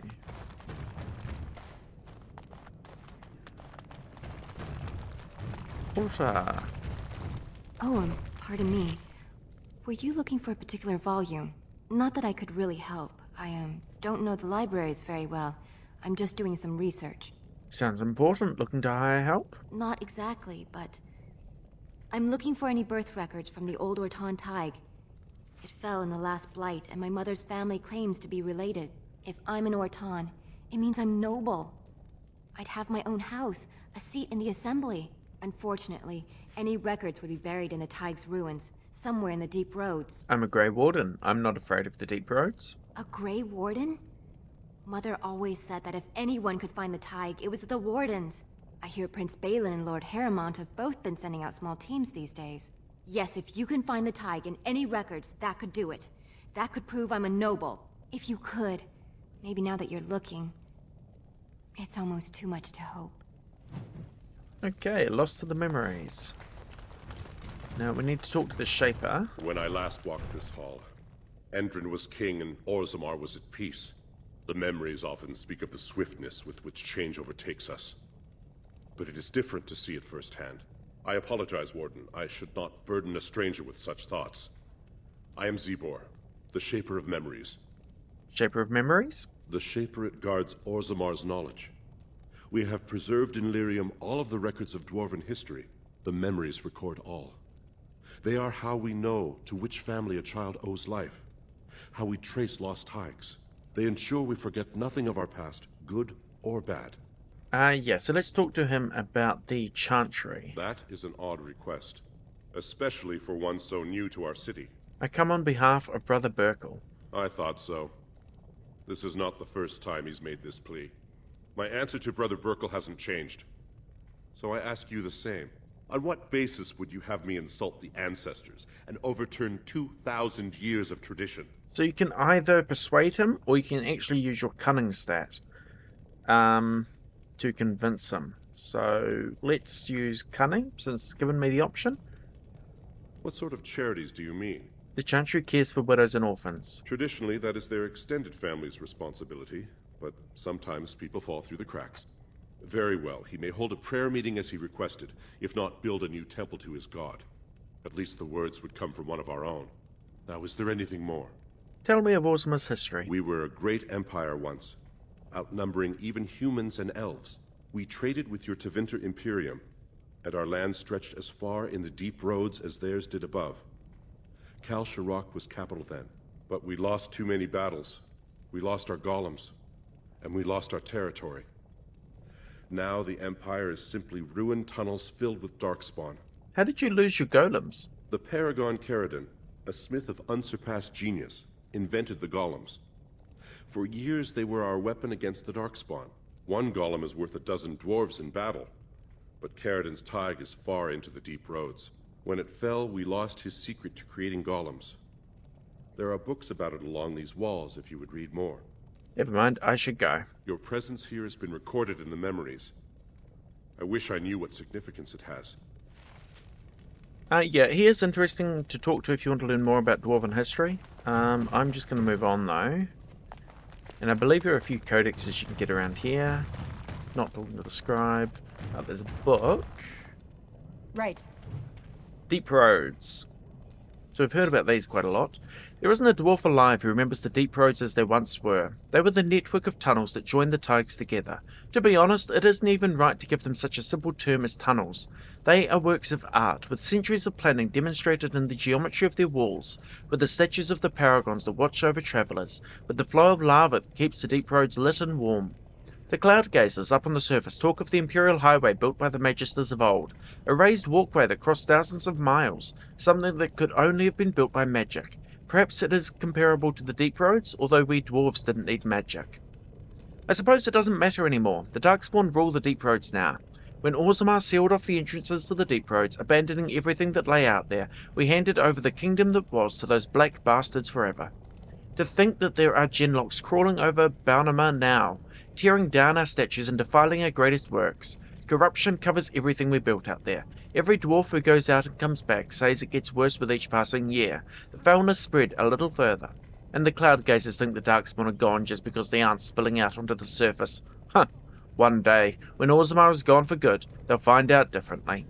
Those Darkspawn won't have anywhere else to go but up, and they'll do it. The surface folk will have themselves a blight that will never end. Transcript of a conversation with the member of the Dwarven Mining Cast, 890 Blessed.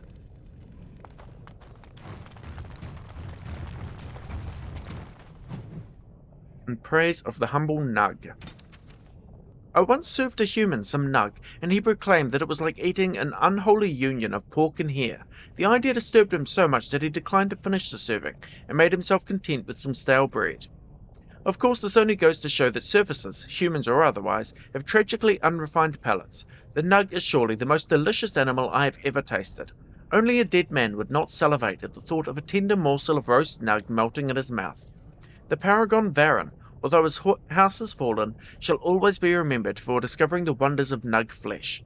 Admittedly, it was discovered only out of desperation when he was separated from his legion and lost in the deep roads for a week, but we won't hold that against a good Paragon. Or Nug pancakes and nuggets? My own children love these. Are the Nug dishes one encounters most often? Nug can be prepared in other interesting and elegant ways. The late king, Ansgar Idukin, adored Nug, seared on a hot metal plate and finished in the oven, and dressed in a cream sauce flavoured with deep mushroom. You must be careful when using the mushrooms from the deep roads, because they often grow close to Darkspawn bodies. They say that this is what gives them their unique flavour and intoxicating scent, but it also means that consuming too many of them will result in curious afflictions of the mind. From In Praise of the Humble Nug by Bragan Tolbin, honoured chef to House Idukin. Alrighty.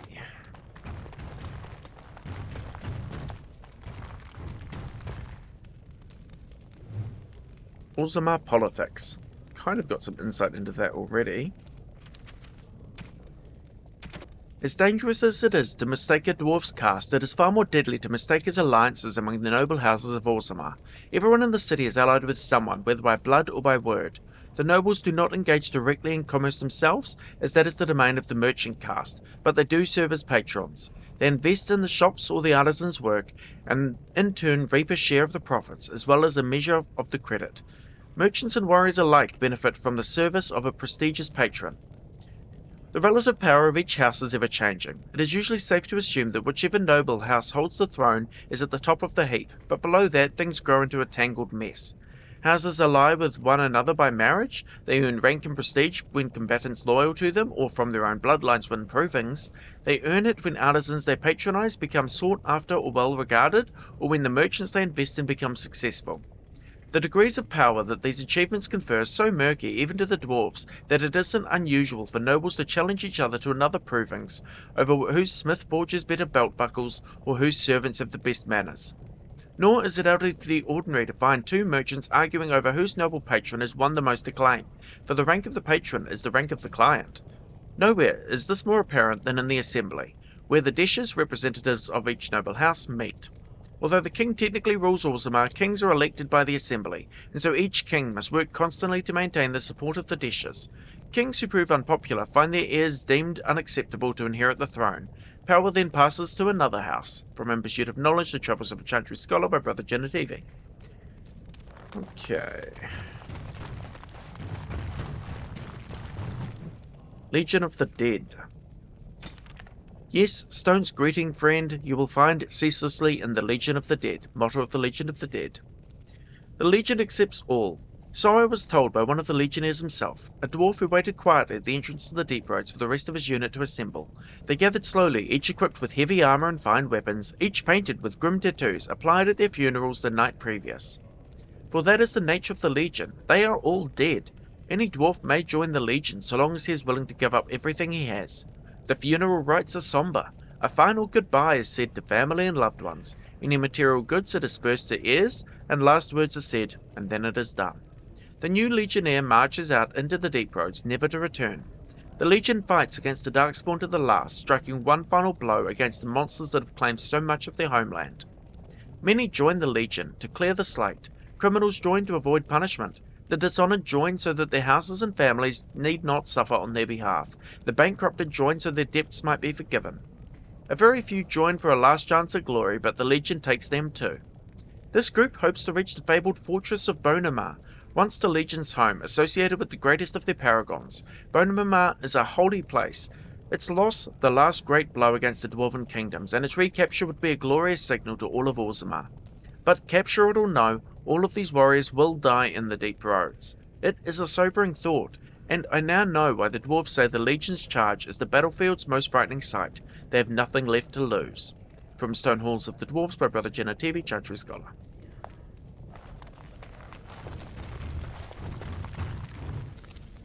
Right, Dwarven Faith.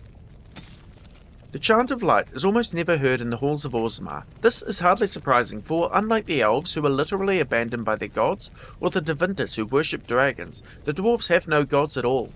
Even the concept of worship is foreign in Orzammar. Instead, the dwarves seem to venerate the stone, a name they give the earth itself. This seems practical for a people living underground, if perhaps a bit unimaginative. For guidance in spiritual matters, they turn to their ancestors. These ancestors, who are said to have returned to the stone, communicate their wishes to the living via brutal trials by combat called provings. The ancestors' collective wisdom is maintained by the Shaperate, which can apparently store records in Lyrium itself. Set above the ancestors, even above kings, are the paragons, dwarves who have achieved such greatness that they are elevated almost to godhood. These are the great figures holding up the hallways that lead from the surface and the first glimpse of Orzammar the outsiders see. From In Pursuit of Knowledge, The Travels of a Chantry Scholar by Brother Genetivi. That is another update to the Shaper's life, I think. I don't know, I've read this one. The blessings of the Shaperate is only given to those who walk with the stone. It is the path that cuts deep, and the road is far from secure, but those who desire the work in memory must first honour it. Document the stone, protect her, and present new history to the memories. Only then will the blessings of the Shaperate be upon you, from the Shaper's life. Orzammar has carved a legacy from the stone, but history is more than the comings and goings that fill the streets. These caverns are old cut and well travelled. The true will of the stone is revealed far from the halls of politics and commerce. The Shaper must step away from the familiar and seek out revelations from the frontier or buried secrets from paths abandoned. The Shaper must first walk away if he is to return. Cool. Almost done here, I think. One more book and a chest. Okay. Traditional Dwarven folk songs. Nug sits in the mud. Nug wiggles his ears. You catch the Nug, he slips away. Nug gets to live another day. Nug sits in the mud. Nug wiggles his toes. You hook the Nug, he slips away. Now the Nug runs off to play. Nug sits in the mud. Nug wiggles his nose. You tickle the Nug, he laughs away. Now the Nug sits on my plate. Nug pancakes, a well-loved dwarven nursery rhyme. It's actually quite hard to say Nug in the mud. Anyway, let's open the chest. You need me? Search for the true prophet and the gloves of diligence. Interesting.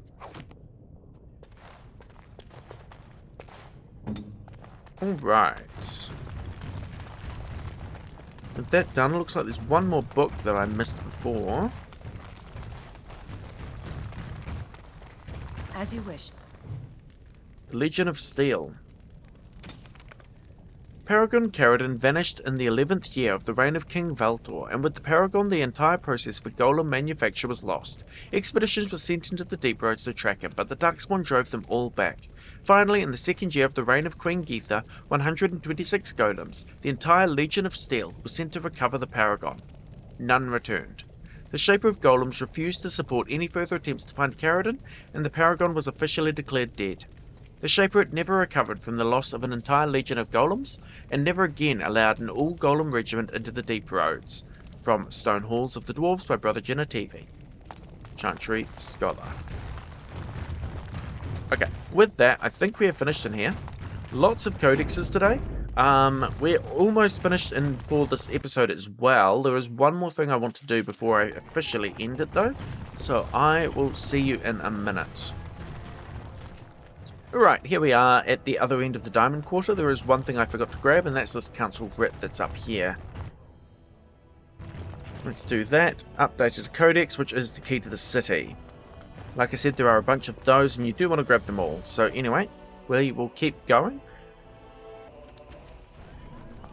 Right, the thing I want is not actually in the Commons, so we're heading to Dusttown. I'll see you when I get there. Oh, before we go to Dusttown actually, just passing the tavern, I believe we had a quest to talk to someone in here. We may as well do that. Yeah, Ordell. We need to convince him of his daughter's choices. So for his daughter, you do have several different options. This is the beggar we gave money to in Dusttown. You can either convince her father to let her back into his house. Since we've opened the Chantry, you can actually tell her to go to the Chantry and they will provide refuge. Or you can basically convince her to leave her child in the deep roads as her father wants. What are you looking at, stranger? I met your daughter. I have no daughter. Could be you met a castless whore claiming she was once mine. Persuade. What? You think she'd die just to keep that thing? She knows what she has to do to come home. I never wanted her gone. Just the little cur. Can't she see she'd have a better life if she got rid of it? He's a baby, not a cur, and she loves him. Look, just tell her... We never meant to hurt her. It just seemed best that... Oh, just tell her to come home. Her mother and I are waiting for her. Yep, you do need to use persuasion to get that outcome, but we have high persuasion, so that was not an issue. Anyway, now we will head into Dusttown, which is just here.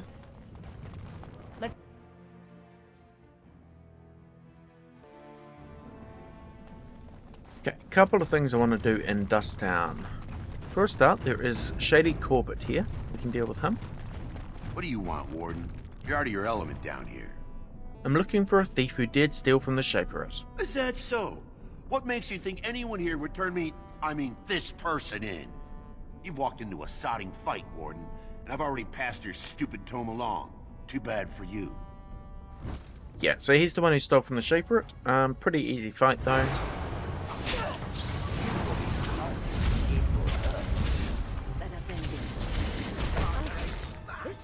But once he's dead, make sure you loot his body, because he has the proving receipt. The thief didn't have the stolen tome. The receipt on his body suggested he may have passed it on to someone in the proving grounds. We'll deal with that later. Just figured I'd deal with the Shady Corbett while I was here. We can talk to Zelinda and let her know her father said she can come home. I thought you weren't coming. What did he say? Your father wants you both to come home. Both of us? I don't believe he said that. I've never heard him refer to my son as anything but trash. He calls him it. But maybe Mother convinced him. Or you did. Oh, my friend. I cannot thank you enough. If this were a story, my son would grow to manhood and pledge himself as a knight in your service. When he grows up, I will send him to you. I promise. Okay, there we go. Happy ending for that quest. Now the last thing I want to do is talk to the idle dwarf. Your clothes are so fancy. Did you get them topside? Yes, I did. My mam used to say they don't got no stone to protect them topside. If I go up there, I'm gonna fall into the sky. No, that doesn't happen. Yes. When my dad left, he never came back. Who's to say he didn't fall up, eh? Do you know anything about the small rodents down here? Nugs? Yes. They don't got much meat on them, but down here you can't be picky. Better than nothing. Could you catch one for me? What for? You going to cook them up yourself? My friend would like one as a pet. Yeah, I can find a nug for you. Could even get one from outside the city. Those ones in the deeps don't eat as much garbage. I don't know what they eat, but they always seem healthier, you know? Shiny coats, bright eyes. How much you giving me? 20 silver. Real silver, huh? I'll get you a big one for that. Give me some time. I'll hunt them down for you. Okay, I think if you just leave Dust Town and come back, he'll have the nug for you. I'm pretty sure, so let's try that.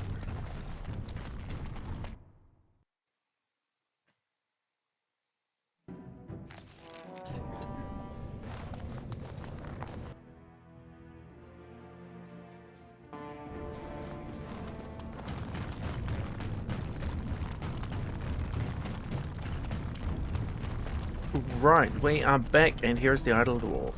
I got him. He's all squirmy, but he's a big fella. Very well, here's 20 silver. I knew you'd be good on your word. Nice doing business.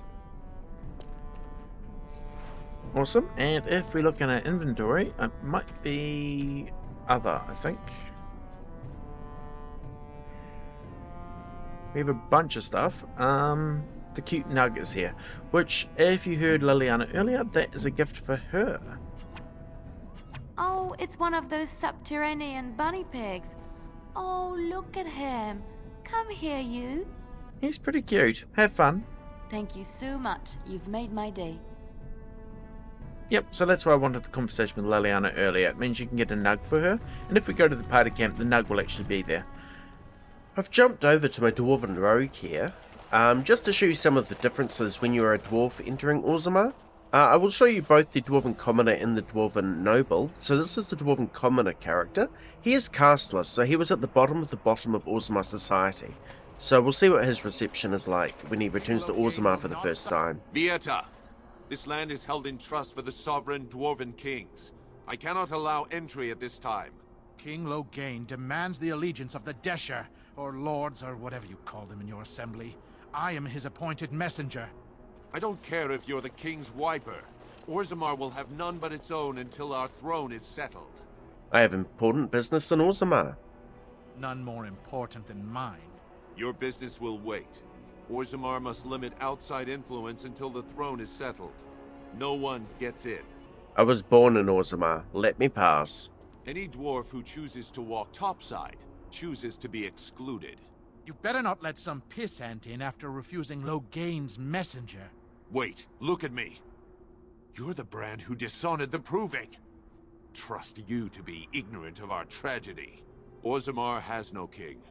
Endrin Idukan returned to the stone not 3 weeks ago, sick over the loss of his sons. The Assembly has gone through a dozen votes without agreeing on a successor.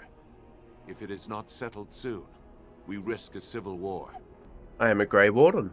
The Wardens killed King Cailan and nearly doomed Ferelden. They're sworn enemies of King Loghain. Well, that is the Royal Seal. That means only the Assembly is authorized to address it. Grey Warden, you may pass. You're letting in a traitor?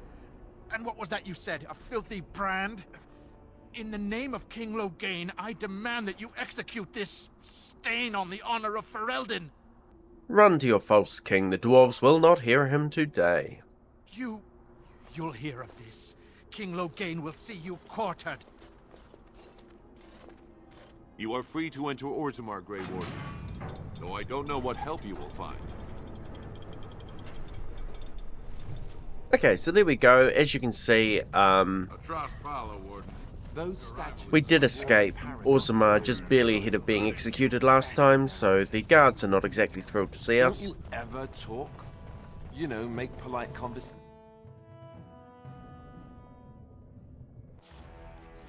Okay, through here, let us talk to the captain of the guard, see what he has to say to us. Vieta, I've enough crime without some castless carrying weapons in the city. Your actions risk pain of death. Name yourself.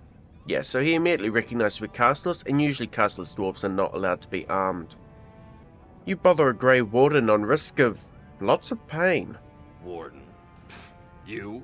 When I heard they accepted a brand, I thought it was a joke. Surfacers and their cloud-addled heads. Fine, oh illustrious Grey Warden. What do you want? The rest of the conversation goes basically the same as it does for any other character. He's just a lot more sarcastic to us, so we'll get going. Okay, there is one last major change I want to show, so let's head over this way and head into the Diamond Quarter.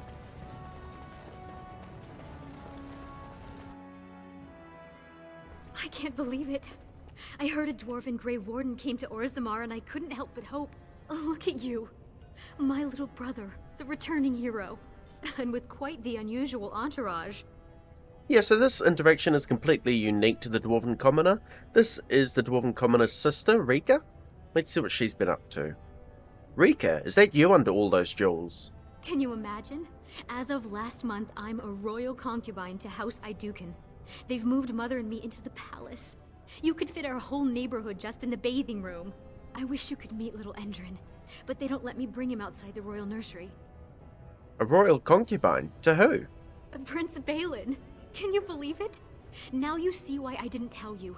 It just seems so amazing. My son is an Iduken. The future king of Orzammar spends his nights in my bed.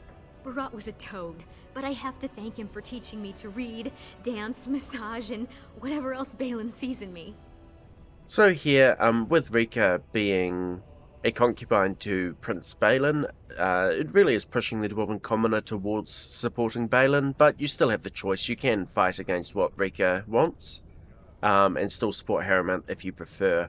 But the game is certainly pushing you in the direction of Balin. I'm afraid I'm not just here to visit. Why? What's wrong? All the news from the surface says terrible things are happening. Darkspawn attacks and a civil war among the humans. A new blight is beginning. Ancestors, save us. I was afraid you'd say that. I hate this. Until there's a king, the Assembly would let the world collapse rather than bow to anyone's better judgment. But I can introduce you to Vartag Gavorn. He's Balin's chief lieutenant. He could help you if anyone could. Great, take me there. He may be suspicious at first. Don't take it personally. It's been so hard to tell who's against us. Rika, I'm at the Assembly. This is no place for a woman. What do you mean by this? Vartag, this is my brother. He comes on behalf of the Grey Wardens, with dreadful news. Of course. I wasn't thinking. It would be hard not to notice the Grey Warden and his eclectic entourage. I hear you seek the aid of Orzammar's finest. Yes, Rika introduces you to Vartag, who is Balin's second. From here, the quests for Balin go exactly the same as they do for any other character, but it's kind of cool that you do get this wee introduction if you happen to be a Dwarf Commoner. Alright, and there we have it. Those are a few of the basic differences you'll get if you enter Orzammar as a Dwarven Commoner. Alright, here I am with the Dwarf Noble about to enter Orzammar. If you don't remember this character's origin, he was exiled to the Deep Roads. He was the son of the king, but was framed for his brother's murder. So let's see what happens when he tries to enter Orzammar for the first time since his exile. Vieta, this land is held in trust for the sovereign dwarven kings. I cannot allow entry at this time. King Loghain demands the allegiance of the Desher, or lords, or whatever you call them in your assembly. I am his appointed messenger. I don't care if you're the king's wiper. Orzammar will have none but its own until our throne is settled. I have important business in Orzammar. None more important than mine. Your business will wait. Orzammar must limit outside influence until the throne is settled. No one gets in. I was born in Orzammar. Let me pass. Any dwarf who chooses to walk topside chooses to be excluded. Wait, look at me. You're the exile. This begins with you. Sorrow finished what your kinslaying started. Your father is dead. Kinslayer? Oh, you're not getting in. I didn't kill Trian. Your conviction and guilt were entered into assembly records. I suggest you leave and not compound this tragedy. How did my father die? Losing 2 sons, one to murder and one to exile, who can blame him for seeking peace among the ancestors? The Assembly has gone through a dozen votes without agreeing on a successor. If it is not settled soon, we risk a civil war. I am a Grey Warden. This treaty obliges Orzammar to aid me. The Wardens killed King Cailan and nearly doomed Ferelden. They're sworn enemies of King Loghain. Well, that is the Royal Seal. That means only the Assembly is authorized to address it. Grey Warden, you may pass. What? He's a traitor and a kinslayer. You said it yourself. In the name of King Loghain, I demand that you execute this stain on the honor of Ferelden. Run to your false king. The dwarves will not hear him today. You'll hear of this. King Loghain will see you quartered. You are free to enter Orzammar, Grey Warden. Though I don't know what help you will find. Okay, well the gate guard clearly did recognize me. But I don't really have a problem getting into Orzammar, given your status as a Grey Warden. Let's head into the city itself and see what else it holds for us.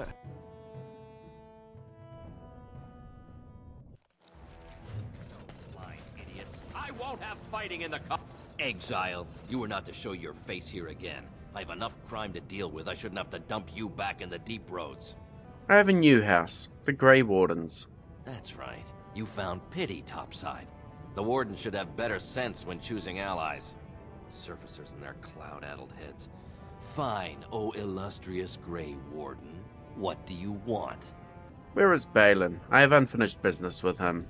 I'll wager you do. But with your history, you won't get near him.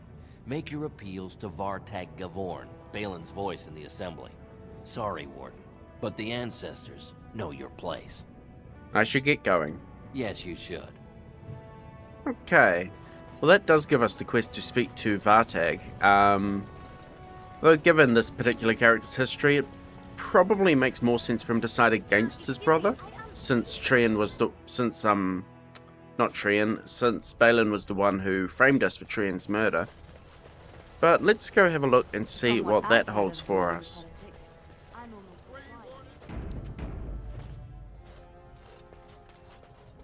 I heard you had returned to his exile. What insult do you mean by coming here? Yeah, so you have quite a few unique options here, talking to Vartag.